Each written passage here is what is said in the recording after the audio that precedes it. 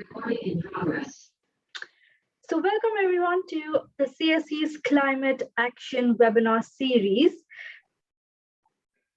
Today's webinar will be on reducing greenhouse gas emissions in Canada. Presenting this webinar will be Kevin Goheen, who is a Commonwealth Scholar, Commonwealth Alumnus from Canada. My name is Evangeline Aritwala, and I'm the Alumni Engagement Officer with the CSE Alumni team. So on behalf of the CSE Alumni team, a huge welcome to everyone joining us today. Kevin, our speaker, is the Chief Operating Officer of the Canadian Cyber Threat Exchange, a very interesting post. And the Canadian Cyber Threat Exchange is a non-profit organization which encourages resilience and collaboration among Canadian businesses and public sector organizations in the face of cyber threats. Kevin also teaches engineering courses at the Carleton University in Ottawa. Kevin is a 1983 Commonwealth Scholar from Canada. He completed his PhD in mechanical engineering from the University College London. Kevin has also worked in various engineering research and teaching positions and also in investment banking. And he has been the executive director of the Canadian Academy of Engineering from the year 2011 to 2018. Kevin, a huge welcome to you. I will be managing your slides today. A huge welcome to you, Kevin. And if you're ready, I can go to the next slide. Okay. Perfect. Thank you. So welcome everyone, and thanks very much, Eva, for inviting me. I'm very pleased to present to everyone today a project that I managed when I was the executive director at the Canadian Academy of Engineering. You'll see in the next few slides, and we'll look at this project from a very high level. I'll provide some references as to how you can get into it later on. I found this project was quite interesting because it's obviously exceptionally important for all of us, but two, it also taught me a lot about managing people working in the climate change world, because we all come at it from different ways, and we all have different things that we want to achieve, and bringing people together on it is important.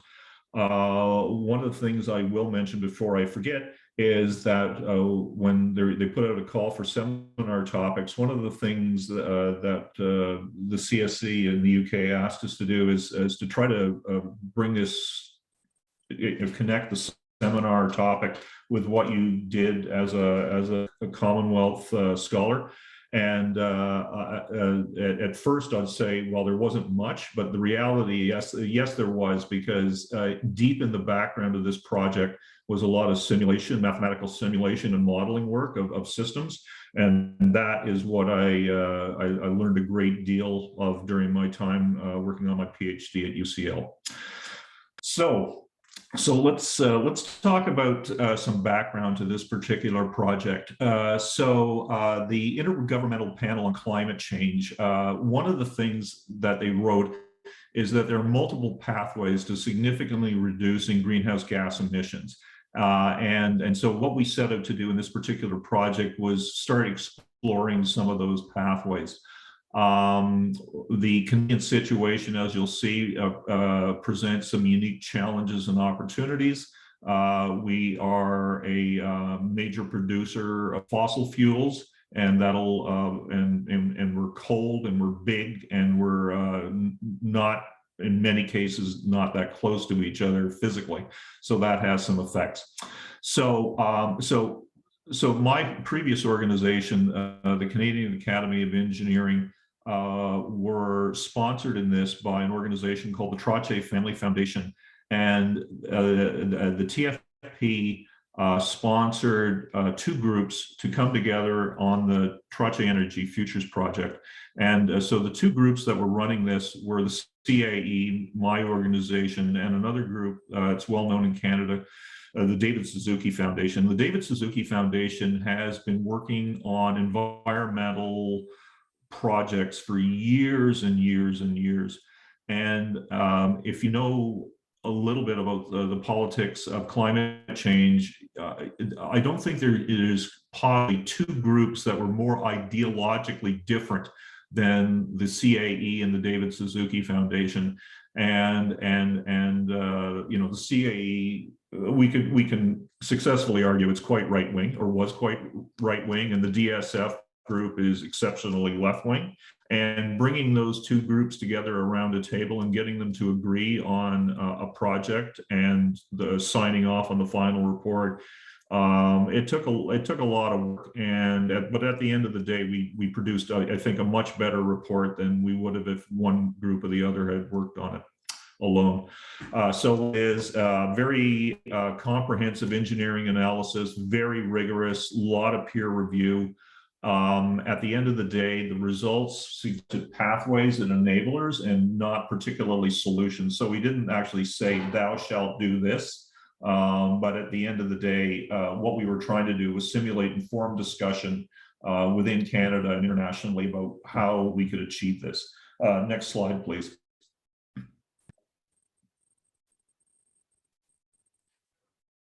There we go. Okay, so this was a very significant undertaking. The sponsors of the project were interested in figuring out, can we achieve an 80% reduction in greenhouse gas emissions by 2050 compared to our baseline level, which was 1990. So that would get Canada down to 118 megatons per year. We were also charged with looking at, well, what could we do to get to net negative by the year 2100. We looked at both combustion and non-combustion emissions, and I'll define what I mean by those. Though we focused primarily on the combustion emissions, and the analysis produced alternative futures to how Canada would look like over the year. Our medium term is coming up rapidly, 2030. We identified some promising pathways. And the longer term, what we managed to do was find some very hard problems that we all need to work on. Next slide, please. So here we are.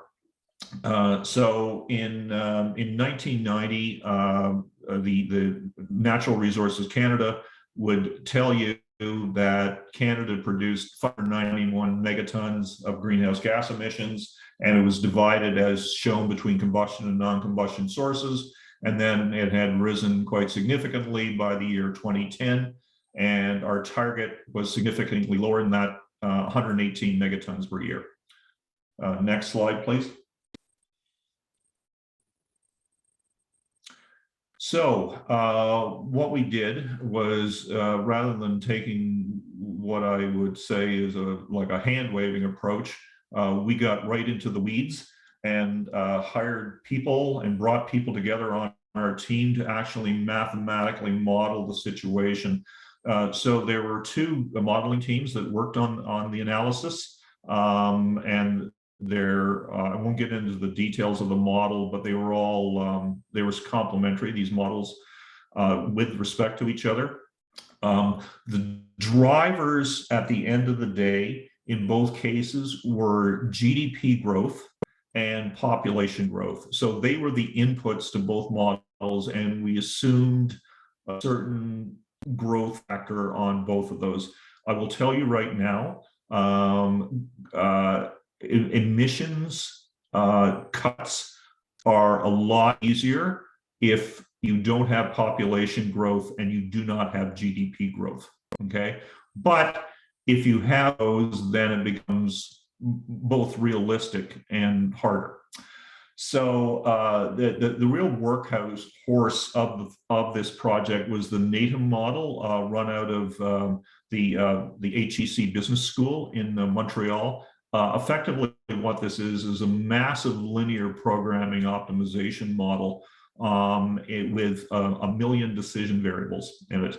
And what the modelers did there is they went down to a very, very small level, like going out to hardware stores in Canada and seeing what the current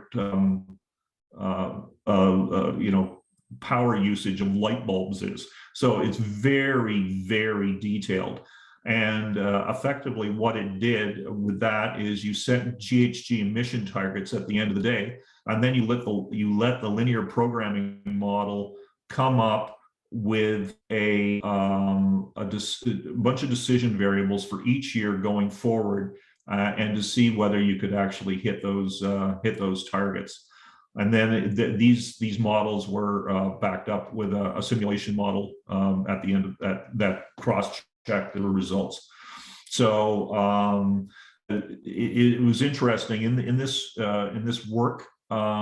We found that the results, which I'll show you, were quite robust in that we could change the input variables quite a lot, and the output didn't change a lot. So these are what we call in the mathematical world well-conditioned models. And when you have well-conditioned models, you can sort of hang your hat on it, because we all know our inputs are going to be wrong. They're by definition, you're never going to get everything right 100% of the time. You're not going to model the simulation of the situation right all of the time. But given the fact that we could change the inputs a lot and still get the same results, it basically means we were on the right track. Next slide, please.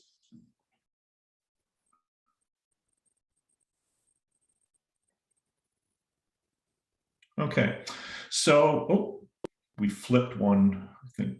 There we go. Coming back.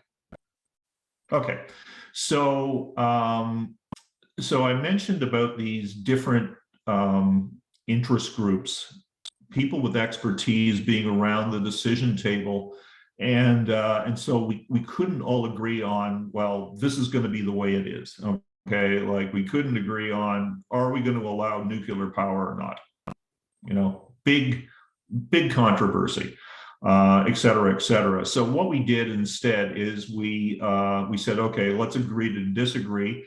And we're going to model different scenarios where some of them allowed behavioral and social change, and some in general allowed technological change. And the baseline case was one, and we moved and modeled different situations. We had enough time and money to do about 9 different scenarios.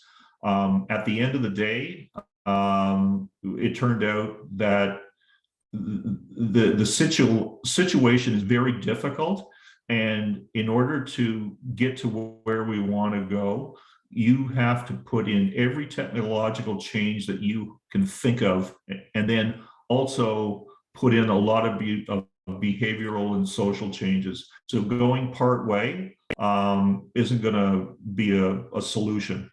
Okay, next slide, please.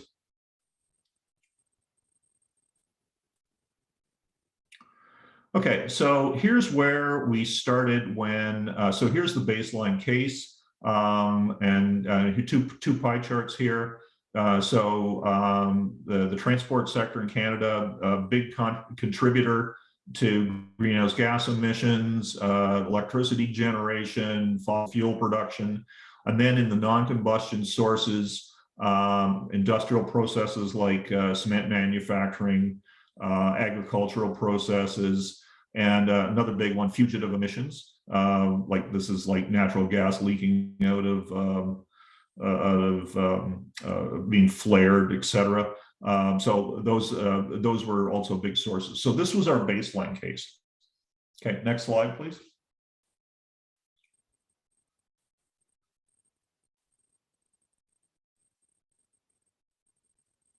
Okay, so this is the slide I was never too particularly happy with because I couldn't get the colors to work. But so what I'm going to do is refer everyone to the source report to look at it. But what we did is when we ran our different models, and so S1 is baseline, and the S8A R60, don't worry about it, is like sort of hitting the problem with everything that we could get. What we just, and the graph here is in petajoules. What we discovered that as we move the model, what the model does is it, first of all, decarbonizes electricity generation. Okay, so electricity generation would be effectively, end of the day, nuclear, hydroelectricity, and wind. Solar, oddly enough, in Canada didn't turn out to be that big, that important a contribution. But again, wind, nuclear, big hydro. Hydrogen, a certain amount, biomass was coming on, and then fossil fuel, again, you can't really see it from this slide, but the fossil fuel contribution, it needed to drop down significantly in terms of the use of it. Next slide, please.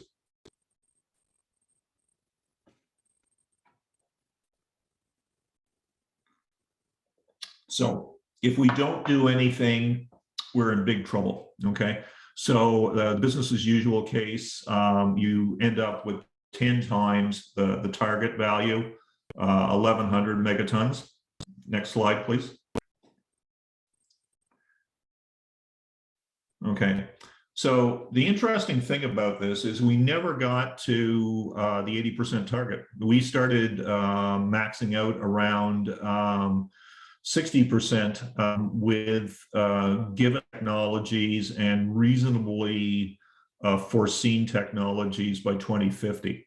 But what we did manage to do is you'll see here that the electricity slice production, we managed to decarbonize that. So it went effectively to zero.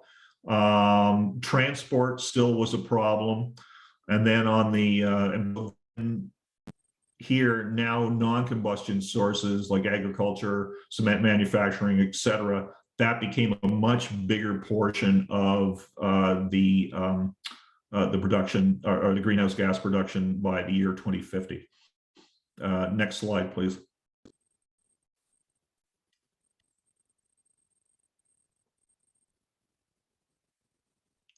Okay. We did have one scenario that we could do where we did get to a 70% reduction, and you can see here the different segments of society, industrial society, where combustion emissions are coming from. We had the baseline case 2011 and going to 2050. So you can see transportation, the top bar is still relatively significant. We did get the residential, basically home heating down. The industrial processes were still a problem, and et cetera. So we did get this decrease, but it wasn't as, we didn't get to our target. And you can see the transportation, especially intercity, it was, or long haul is still a problem. Next slide, please.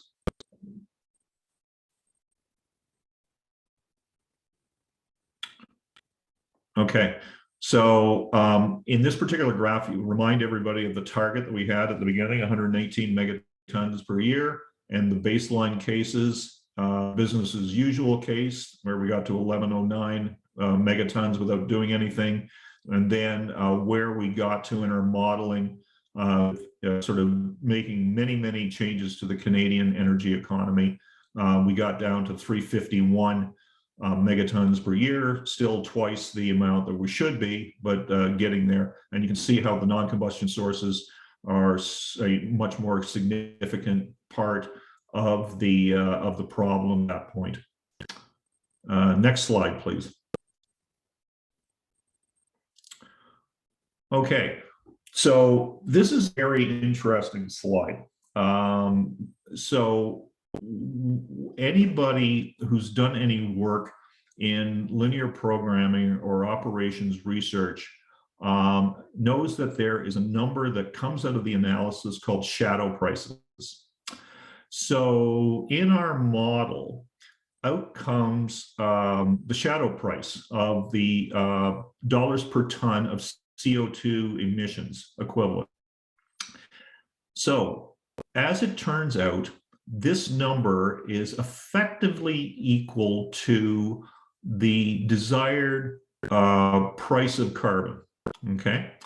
So where we are in Canada right now, after numerous court challenges, we now have a federally imposed carbon tax in Canada, and all the provinces, which in Canada have a lot of power, which is one of our problems I'll talk about, have all lost all their court challenges, and they're all either willingly or by force agreed to an equivalent carbon price. So, and what this does is it also shows everyone about what a tough job that politicians, the eventual decision makers, have to make. Because right now, the people in Canada, citizens, most citizens, are very upset that they're having to pay between $20 and $50 per ton for carbon.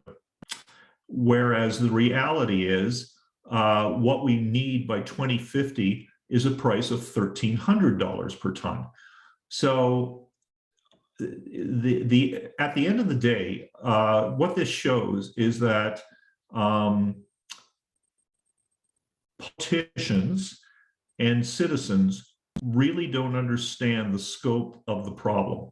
I've had discussions back when I was at the Canadian Academy of Engineering with people doing modeling, similar modeling work with the government of Canada, and we've shown these slides in big meetings, and there's a gasp from the crowd at this, and then you sit with people at lunch and they go, "Oh yeah, that's what our models show as well."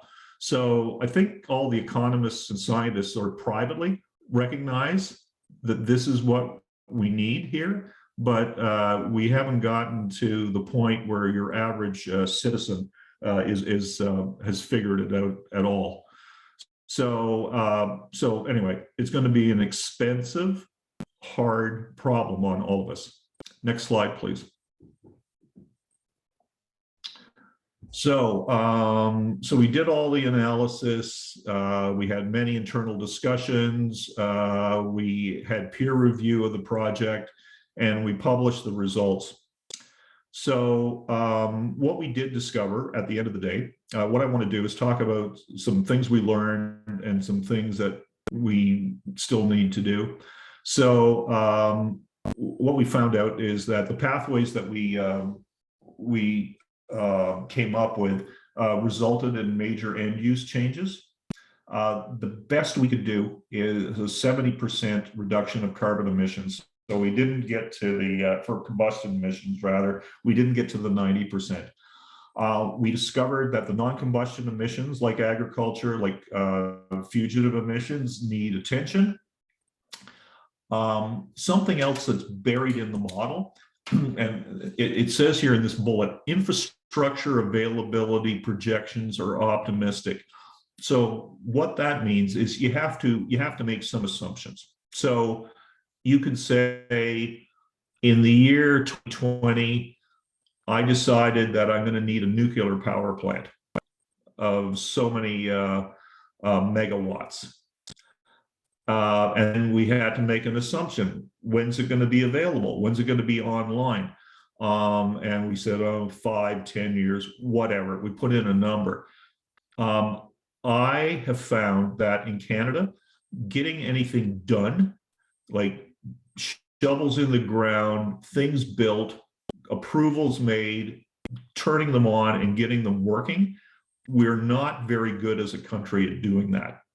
So, the rule here is that I think we're all going to have to get on with deciding what we're going to do and do it. and do it as fast as possible, because as we all know, it's in terms of climate change, it's better to have an incomplete solution now and start on it, rather than working forever and planning something to death and never doing anything about it. So anyway, that's my 2 cents, is that we really have to get on with this. And by on with it, like design it, get approval, build it, turn it on. So it's going to be a challenge to get to 80% reduction by 2050. If we want to go beyond that, we're going to have to figure out a ways for net negative emissions. So this is carbon capture and storage, and biofuel to a certain extent, and land use. So basically capturing carbon in wood products, for example. So that's where the net negative emissions come from. So we know what we need to do now. The longer term path requires more investigation and research. Next slide, please.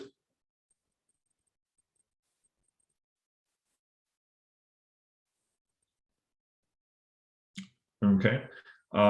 We discovered that you absolutely have to electrify everything you can possibly do: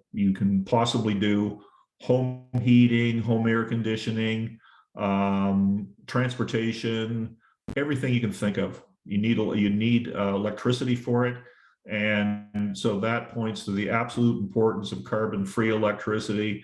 So no fossil fuel fired electricity plants, no coal, gotta go.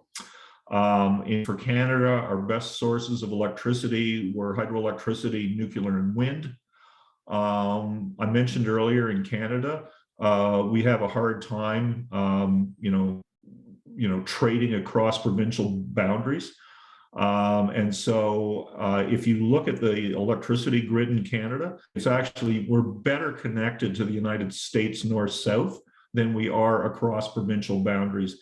And that's a real problem for our country, because there's a few provinces, British Columbia, Manitoba, Quebec, and Newfoundland, who are great sources of hydroelectricity, but access to that for the rest of us isn't great. So we need to build out our east-west grid.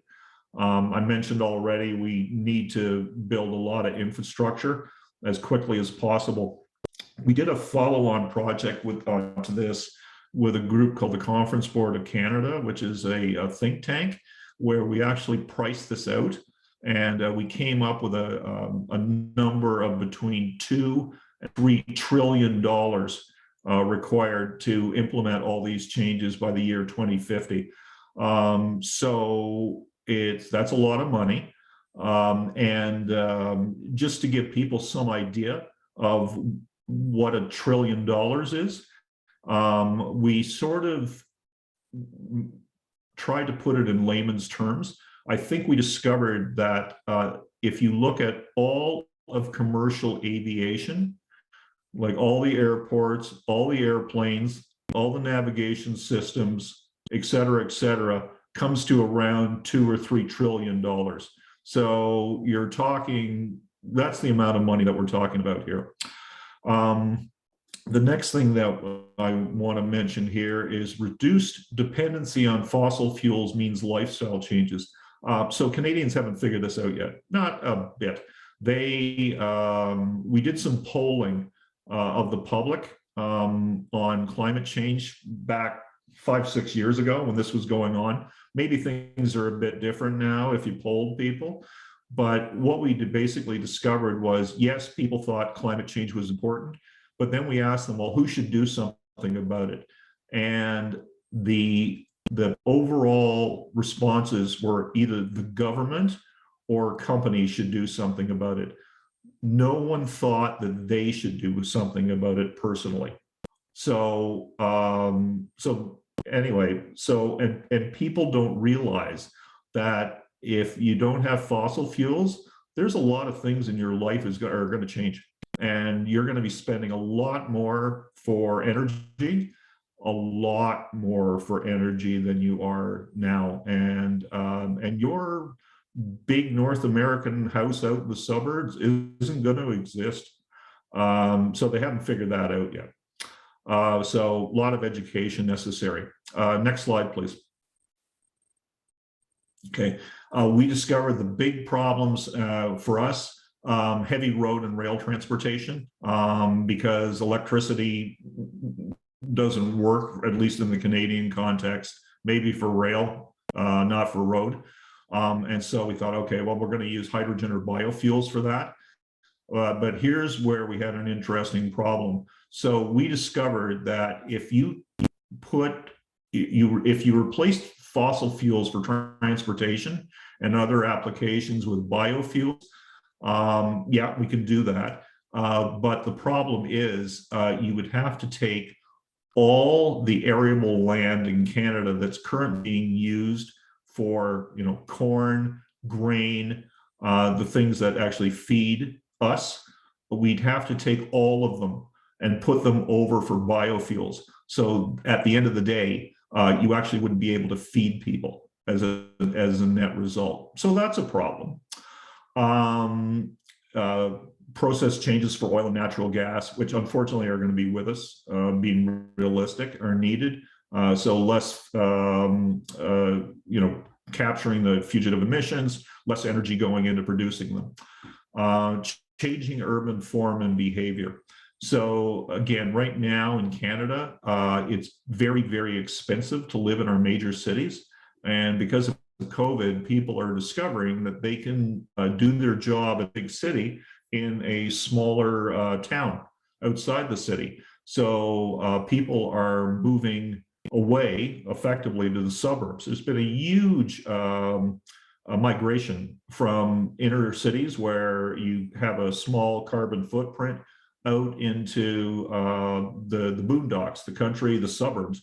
And when you do that, you end up with people spending more, bigger houses, more cars, et cetera. So, COVID hasn't really helped changing urban form and behavior. It's done exactly the opposite. Non-combustion emissions, I mentioned a couple times, are a big problem. Agriculture, for example, net negative emissions. We didn't go that far in it, and we all know that carbon capture is out there. There are some pilot plants, but it's not required. It's not really that big. And I mentioned this very fast build of large infrastructure is required. So we're just going to have to learn how to plan, build, get approval, get it working, et cetera, much, much faster than we can. Next slide, please. Okay, so for anyone, I think we discovered that the low-hanging fruit was energy conservation and energy efficiency. So better building standards, better triple glazed windows, quadruple glazed windows, et cetera, for construction. Electrification of end uses, so not having natural gas for home heating, instead use heat pumps or electric furnaces.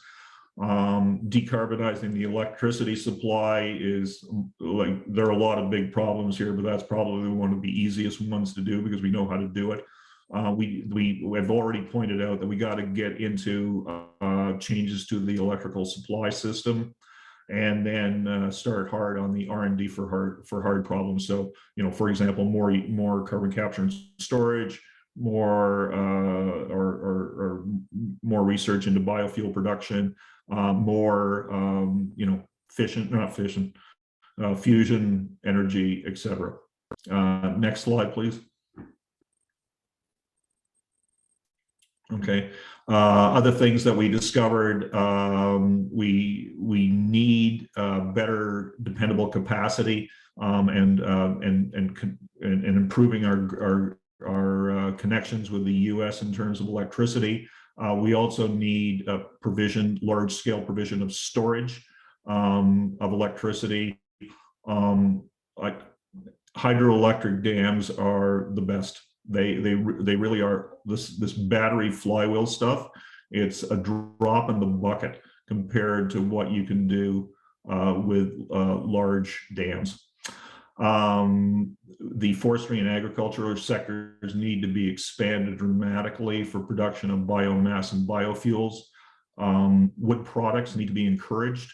So there's a lot of carbon retention that can go on with using wood for all sorts of construction. In Canada, the petroleum sector is going to be around for a while. So they need to change in order to reduce their emissions.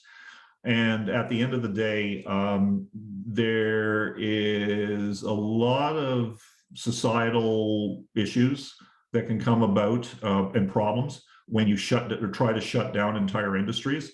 And so people need to think about how you're going to maintain a peaceful society when you throw mass number of people out of work. So there should be thought put into that as well. Next slide, please.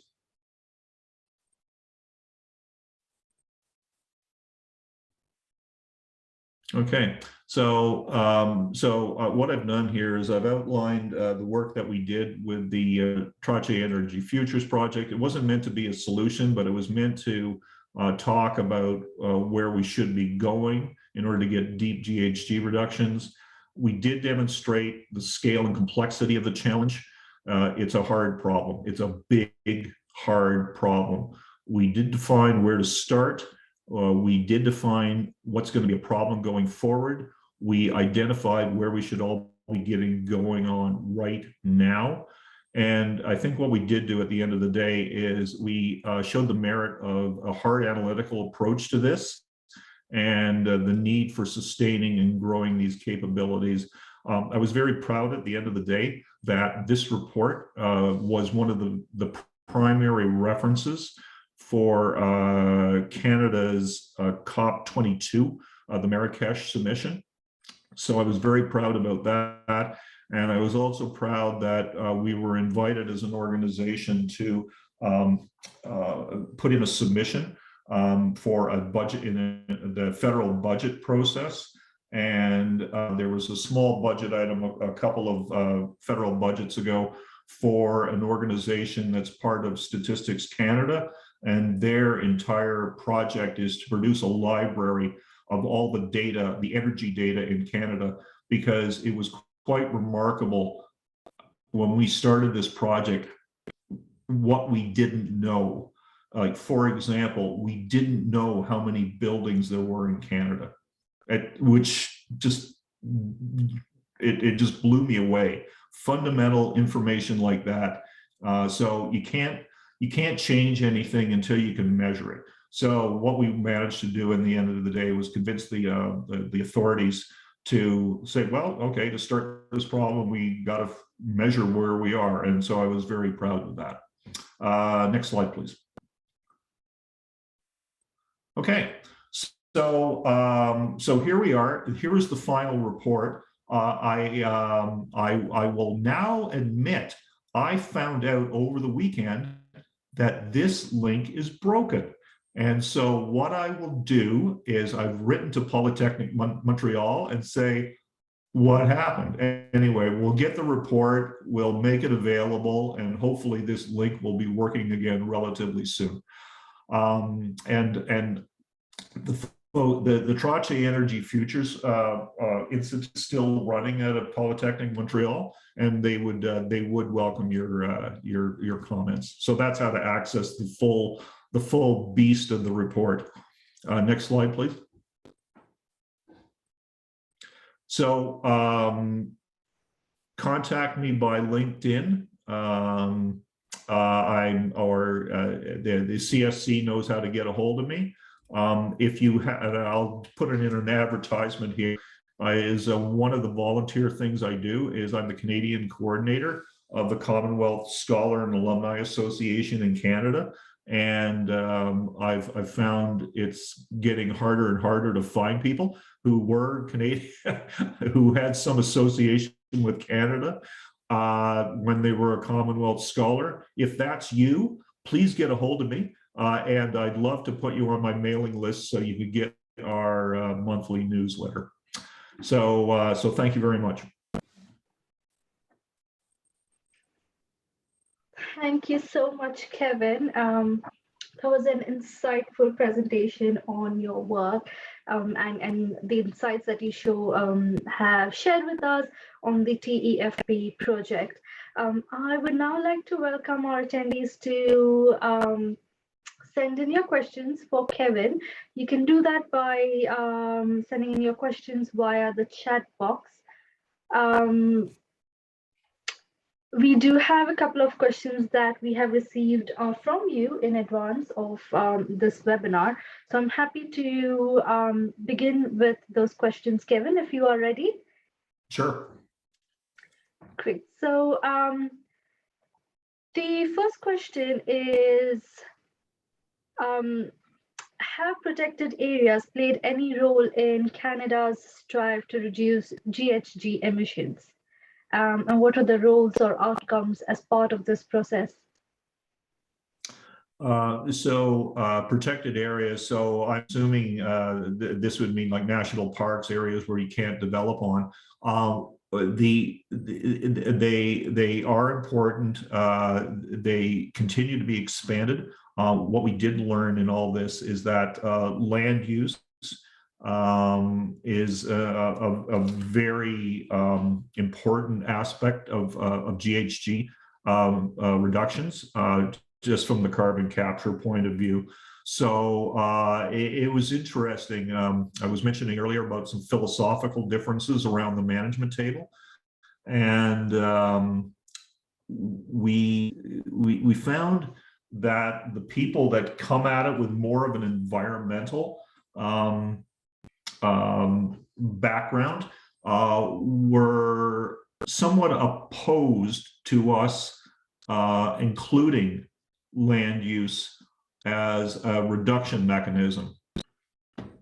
Anyway, at the end, I think I won't even speculate why they wanted that, but suffice it to say, land use and an old growth, well, actually all forestry is exceptionally important.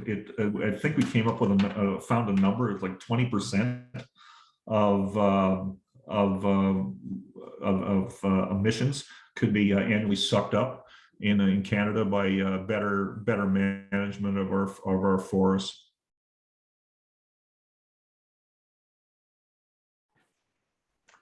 Thank you for responding to the question, Kevin. Our next question is from Kingsley. Would you like to unmute yourself to ask your question, please? Hi, Kevin. Thanks so much for your fantastic presentation. Can you hear me? I can. Thank you. Yes. Thanks so much. I wanted to find out how advanced is carbon capture technology in combating climate change in Canada, in terms of the technological tools that are available. Right. So I know there's a number of university groups working on carbon capture technologies. There's one fairly large demonstration plant in Saskatchewan that's adjacent to I think it's a natural gas fired electricity plant. So this carbon capture plant is capable of removing the carbon from a mid-size natural gas fired electricity plant. That plant's been around for at least in the planning stages for 10 years and probably operational for 6, but that is really the only one that I know about. Oh, thank you so much. I really appreciate it. Thank you. Okay. Thank you so much, Kingsley, for your question. The next question is by Comfort. I'm not sure if Comfort would like to unmute and ask. If not, I can go ahead and ask your question for you. Okay, I think I'll go ahead and ask your question. First of all, Kevin, thank you for the insightful webinar. Comfort is asking, there are two questions. The first question is, does biotechnology have a role to play in agriculture and forestry to increase the availability of biofuel? When you're ready, I can go for the next question, or we could respond to this question first. So the question was, does biotechnology have a role in the production of biofuels? Yes.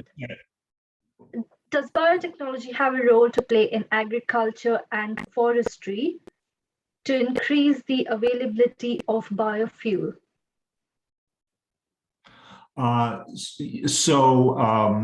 So again, we looked at this from a relatively high level. We had an expert from Queen's University in Kingston that took the lead in this, and we left it at the point where he was looking at various ways of producing biofuels, and at the end of the day, I can't recall which route or which process it was, but he basically said this needs to be improved, and this way of making biofuels is a potential not savior, but it would improve the processes a lot, improve the yields, etc. So it was identified as something that was important.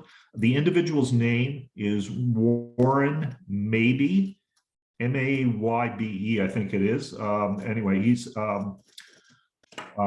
it's worth following him. But Warren's at Queen's University, Kingston, and he was our expert on the biofuel side.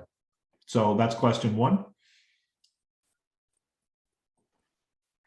And the next question is, what other means or steps are being taken to increase the biofuel availability with regards to reducing GHG's emission?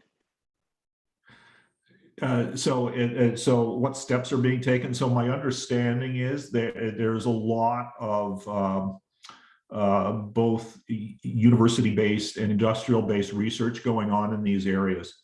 So it's so there are steps. I know it gets a lot of funding federally. As for the actual details of it, I do not know, but there are a lot of steps. Again, if you want to get to the details of this, the best person to follow is Warren. Warren Maybe, I think it's Maybe. Or anyway, I'll provide that information later, probably in the comments for when we put this on YouTube. And he's the oracle in Canada in terms of biofuels.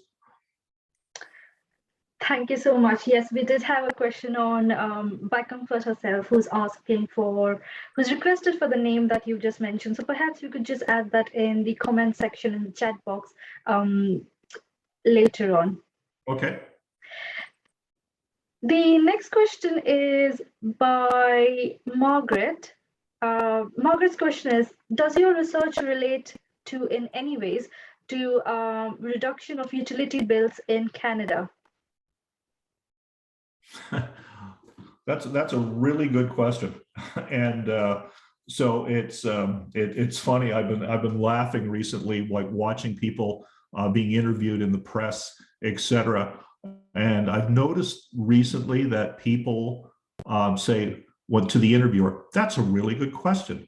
And when I see things like that, I'm going, why all of a sudden is everyone saying this? And what I learned is that these are people that have had media training from their organizations. And so if you don't understand the question and you're looking desperately for an answer, you stall the interviewer by saying, that's a really good question. So laughed at that, but the reality is this is a really good question. So the utility bills are going to go up. They have to, and nobody's figured that out yet. Everything's going to be like vastly more expensive because we're trying to discourage people from using fuels. But where we are in Canada anyway is that they think like fuel prices will rise because of market demand, et cetera. And then then a level of government will step in and say, this is terrible. You're paying, your price of gasoline went from, I don't know, $1.20 a liter to $1.40 a liter. You poor people, we're going to implement a special refund on your income tax to make sure you don't pay that. And then when I hear this, like personally, I think, well, that's exactly the opposite of what we're supposed to be doing. Like the price of a liter of gasoline should be $10 a liter. So like unfortunately, it's politics, right? So our political leaders who like to get reelected every now and then, they're doing what will take in order to get them reelected, which is to provide people with cheap energy. And in Canada, our energy is like ridiculously cheap, like in terms of where it should be. So will the utility bills go down? No, they're supposed to go up. And they should, because when they go up, we won't use as much. And you know, I first year economics when I was in engineering, and I learned that when things are more expensive, you're supposed to use less of them, and that's exactly what we're supposed to be doing. But thank you very much for your good question.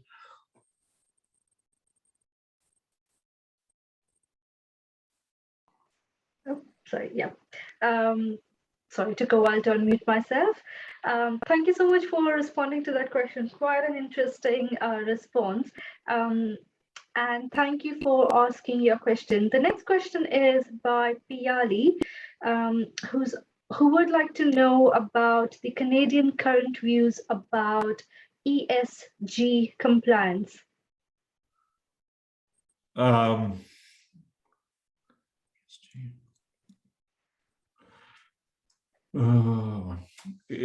Could the I should know this off the top of my head. I should know what ESG is. Would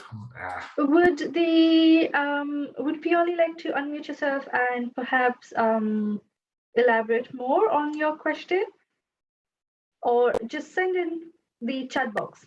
That should be fine. While we wait for that, we can go to the next question. And the next question is by Roy. Roy's question is, can Canada get industrial emissions to reduce sufficiently to meet their 2050 objectives? So I think they can go a long way toward it. In my background, I did a lot of work at one point with the cement industry, and which is I believe, like the worst stationary source of greenhouse gas emissions worldwide. It's terrible. They're really bad. And what they did, at least in the province of Ontario, where I lived a few years ago, they took a different approach to greenhouse gas emissions from that sector. One that I personally believe in, rather than carbon pricing, is what they did is they just put in regulations. So they said, thou shalt, reduce the equivalent greenhouse gas emissions by a factor of 80% by the year 2020. And they based it on, equivalent GHGs per ton of clinker. And clinker is one of the products that you produce in cement. And they just said, just do it, right? They didn't say, and if they didn't do it, then they couldn't make cement. And so what then transpired was a lot of internal R&D amongst the cement manufacturers, and there's only about 6 in the world, to figure out how they could do that. And they did it. When people are forced with an ultimatum, they tend to think hard and put money into it and fix the problem. So I think in a lot of cases that with regulation, you might not actually get to the end, the goal, depending on what the goal is, but you can certainly go a long way. So the short answer is I've seen it in the cement industry, and I'd like to think a lot of the other industries like steel making, et cetera, aluminum manufacturing. Actually, that's a very bad example, but agriculture or whatever can, do a good job of getting at least a long way toward their goals. Perfect. Thank you so much for responding to the question. So we do have what ESG means. ESG is the environment, social, and governance. That's what it stands for. And the attendee would like to know what are the current Canadian industrial regulations around the environment, social, and governance compliance.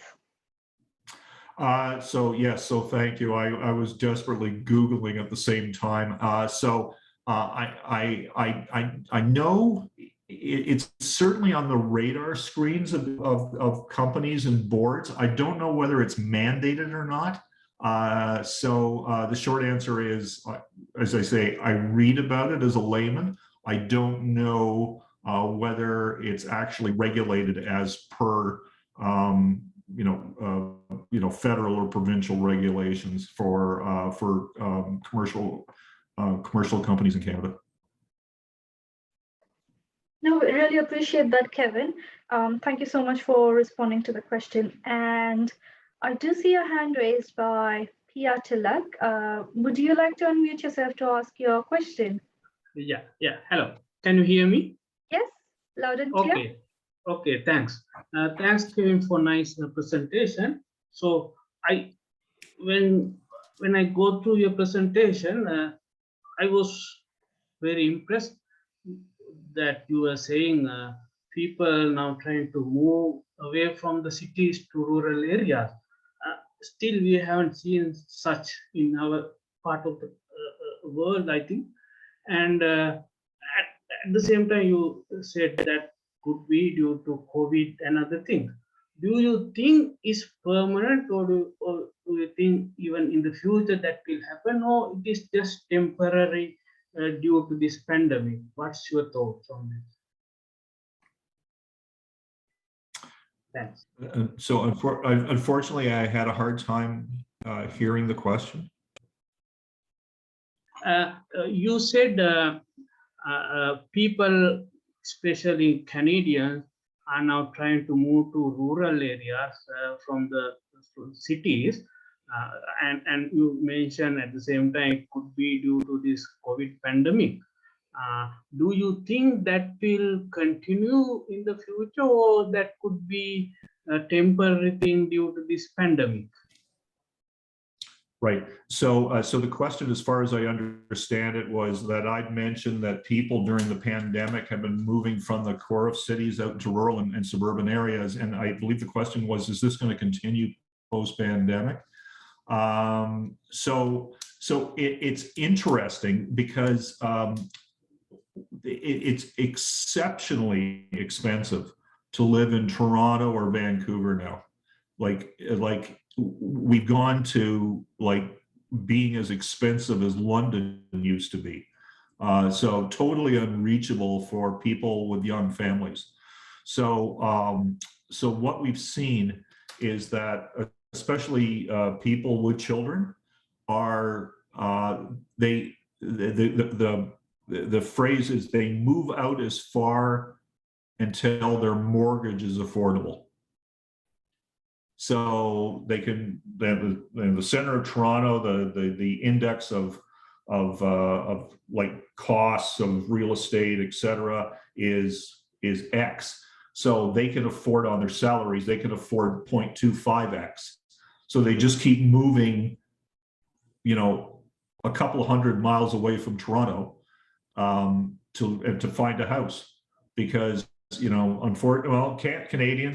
Canadians want a detached house with a yard for their kids and a car, and that's still for most people what they want, and the pandemic and the fact that employers now, many employers don't care whether you actually come to the office or not, has enabled that. So so unless there's a big correction in housing prices, which I think is due to happen in Canada, like the housing prices in the big centers is like crazy, like Dublin like inflation. It's really taken off. Or employers say, you know, we don't like this remote working thing, we want you here. So, well, that will stop people from moving. It'll force them to come back to the city centers where the jobs are. And I think if employers do that and there's a massive correction in housing prices, then you will see people come back to, you know, the big towns where it's cheaper to live. From an energy point of view, it's cheaper to live in Toronto than it is in Carp, Ontario. So I live in Carp, Ontario, which is a suburb outside of Ottawa, in you know, a house that's like embarrassingly large with 2 cars, and I'm looking across the street at my neighbor with 2 pickup trucks in their driveway, etc. But I know Greg works at a company in the downtown core of Ottawa, but he's doing it all remotely, and I'm doing all this remotely, and I can do it all remotely. So I can, you know, unfortunately lead a fairly high energy lifestyle because I can get away with it, right? And so again, I think that the combination of crashing housing prices and employers not putting up with this anymore will drive people back toward the center core.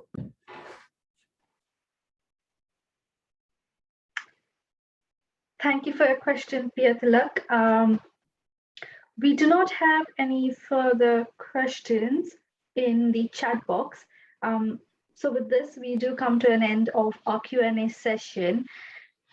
Kevin, in the meantime, if you do remember the name that you were mentioning, please feel free to type it out in the chat box. But I would like to take this opportunity to thank you for your presentation, as also seen through all the brilliant and positive feedback and messages in the chat box.